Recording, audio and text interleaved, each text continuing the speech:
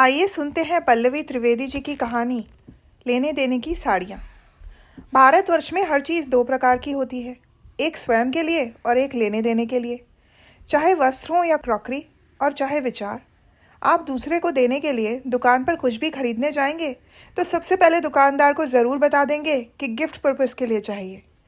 एक बार आपका पर्पस दुकानदार को पता चल जाए तो वो आपके सामने उपयुक्त वस्तुओं की लाइन लगा देगा। इसी प्रकार आप मन में क्या सोचते विचारते हैं वो आपके लिए है, लेकिन दुनिया को क्या टिकाना चाहते हैं ये बिल्कुल इतर बात है। दिल की बात दिल में रहती है और गिफ्ट करने वाली बात जुबां पर। खैर, आज मैं केवल उस गिफ्ट आइटम की बात करूंगी जिसे उपहार ना कहा जाकर लेने देने वाली चीज़ कहा जाता है, और इसका अपना एक विशाल दर्शन और विशाल संसार है। आप शादियों के सीज़न में किसी भी साड़ी की दुकान पर चले जाइए। आपके ये कहते ही कि भैया साड़ियाँ दिखाइए, दुकान वाले का पहला प्रश्न होगा कि लेने देने की दिखाऊं या अच्छे में दिखाऊं। मतलब इस प्रश्न से इतना तो सिद्ध हो गया कि लेने देने की साड़ियाँ अच्छी नहीं होती। अगर आप वाकई में लेने देने की साड़ियाँ ही खरीदने गए हैं तो एक दुकानदार का अगला प्रश्न होगा कितने वाली दिखाऊं। उसके पास 80 रुपये से लेकर 250 रुपये तक की रेंज मौजूद है। एक कुशल स्त्री 80 से लेकर 250 तक की सभी साड़ियाँ पैक कराती है। घर जाकर वो पिछले 20 वर्ष का बही खाता खोलती है। सबसे पहले उसे ये देखना है कि किस किस ने कब कब उसे कैसी साड़ियाँ दी हैं। अब बदला लेने का सही वक्त आया है। जैसी साड़ी तूने मुझे दी थी उससे भी घटिया साड़ी तुझे ना टिकाई तो मेरा नाम भी फलानी नहीं। अगर 10 साल पहले उस महिला ने 100 रुपये की साड़ी दी थी तो बदला लेने में 10 साल बाद 80 की साड़ी 75 में लगवाकर उसके मुंह पर मारी जाती है। अगर किसी रिश्तेदार के घर के लड़के को जमाई बनाने का सपना संजोए बैठी हो तो उसे 250 की साड़ी दी जाएगी, अच्छी पैकिंग में, जिसमें थर्माकोल की छोटी छोटी गेंदें भी इधर उधर लुढ़क रही होंगी और 10 का करारा नोट भी सबसे ऊपर शोभा बढ़ा रहा होगा। ये भी खासी ध्यान रखने की बात होती है कि कहीं ऐसा ना हो कि 2 साल पहले जिस भाभी ने जो साड़ी दी थी वापस उसी के खाते में न चली जाए, और अगर चली भी जाए भूल चूक से तो इन लेने देने की साड़ियों के कलर, कपड़े और डिज़ाइन में इतना साम्य होता है कि 2 दिन पहले दी हुई साड़ी भी अगर वापस मिल जाए तो किसी को संपट नहीं पड़ती। घचपच डिज़ाइन, चट पीले पे झड़ता झक गुलाबी और भूरे भक पर चढ़ाई करता करिया कटरंग। सबसे मज़ेदार बात यह है कि सब जानते हैं कि लेने देने की साड़ियाँ कभी पहनी नहीं जाती, चाहे 80 की हो या 250 की। ये हमेशा सर्कुलेशन में रहती हैं। ये रमता जोगी बहता पानी है, ये सच्ची यायावर हैं। ये वो प्रेत हैं जो कभी इसे लगी कभी उसे लगी, इधर से मिली उधर टिकाई और उधर से मिली इधर टिकाई। एक बेहद कुशल गृहिणी ये पहले से पता करके रखती है कि जो साड़ी उसे मिलने वाली है वो किस दुकान से खरीदी गई है।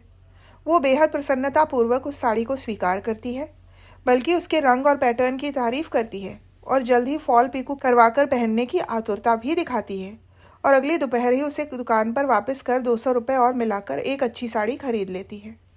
सबसे मज़े की बात तो ये है कि जिस स्त्री को ये साड़ी प्राप्त होती है उसका मुंह फूली हुई लौकी की तरह बन जाता है, और वो 2-4 और अन्य स्त्रियों के साथ मिलकर देने वाली स्त्री की बुराई का कम से कम 3 घंटे का एक सेशन पूरा करती है, जिसको लब्बो लुआब ये होता है कि कम से कम ऐसी साड़ी तो देनी चाहिए कि एक भली औरत पहन तो सके। फिर निर्बल भाव से उठकर शाम को बाजार का रुख करती है और अगले महीने होने वाली अपने लड़के की शादी के लिए उससे भी गई बीती साड़ियाँ लेने देने के लिए छाट कर लाती है। ये भली प्रकार जानते हुए भी कि उसे किस प्रकार की साड़ी प्राप्त होने वाली है, प्राप्त होने वाली साड़ी से आज तक कोई महिला प्रसन्न नहीं हुई। एक बार एक अति चतुर महिला तो 100 रुपये की साड़ियाँ पैक कराने के बाद व्यवहार कुशलता का परिचय देते हुए दुकानदार से पूछ बैठी, भैया क्या आपके पास 500-600 रुपये वाले प्राइस टैग खाली पड़े होंगे। दुकानदार ने मन ही मन उसे प्रणाम करते हुए क्षमा मांगी और आगे से टैग अलग से बनवाकर रखने का वादा किया। दुकानदार को अच्छा आइडिया मिल गया था और बाद में वो उन टैग्स को 5-5 रुपये में बेचने लग गया था। उस बेहद बुद्धिमान महिला ने घर में गत्ते के छोटे छोटे टैग बनाकर उस पर कीमतें लिखी और साड़ी के ओरिजिनल टैग निकालकर उन पर नत्थी कर दिया। उसके आगे क्या हुआ ये मुझे ठीक ठीक पता नहीं, मगर इस मुल्क की एक चतुर स्त्री होने के नाते मैं बताती हूँ कि आगे क्या हुआ होगा। जिन महिलाओं को वो 500 रुपये वाली टैग की 3rd क्लास साड़ियाँ प्राप्त हुई होंगी उन्होंने कपड़े को अच्छी तरह टटोल कर उछाल कर देखा होगा और विमर्श किया होगा कि या तो ये औरत बुरी तरह ठग कर आई है या नकली टैग लगाकर हमें बेवकूफ़ बना रही है। फिर वो असलियत पता करने 2-3 दुकानदारों के पास उस साड़ी को लेकर गई होंगी, बिना ये बताए कि उनका उद्देश्य क्या है। उन्होंने दुकानदार से कहा होगा, भैया हमें ऐसी ही साड़ियाँ चाहिए। दुकानदार ने 100% उन्हें वैसी ही साड़ियाँ दिखाई होंगी और उनमें से एक साड़ी तो पक्की सेम टू सेम मिल ही गई होगी। वो महिलाएं एक विजेता की तरह घर वापस आई होंगी और अगली बार उस महिला को उससे भी घटिया साड़ी 1000 रुपये का टैग लगाकर एक कुटिल मुस्कान के साथ टिकाई होगी, ले बेटा ऐश कर। एक तू ही चतुर पैदा हुई है क्या? हम चतुराई में तेरी अम्मा है। वाह, सही है, हर औरत चतुराई में दूसरी औरत की अम्मा ही है। और ये भली स्त्रियां इन लेने देने की साड़ियों को कभी छांटती, बीनती हैं और बाकायदा पसंद करती हैं। साड़ी भी मुस्कुराती हुई कहती है, हे भोली औरत, क्यों अपना टाइम खोटी कर रही है? जिस पर हाथ पड़ जाए वही रख ले। क्या तू नहीं जानती कि हम तो सदा से ही प्रवाहमान हैं? हम हिमालय से निकली वो गंगा है जो किसी शहर में नहीं टिकती। अंत में हमें किसी के घर की काम वाली बाई रूपी समुद्र में जाकर ही विलीन होना है। इन साड़ियों का अंतिम ठौर घर में काम करने वाली महिलाएं होती हैं, जिन्हें होली दिवाली के उपहार के स्वरूप में इन्हें दिया जाता है।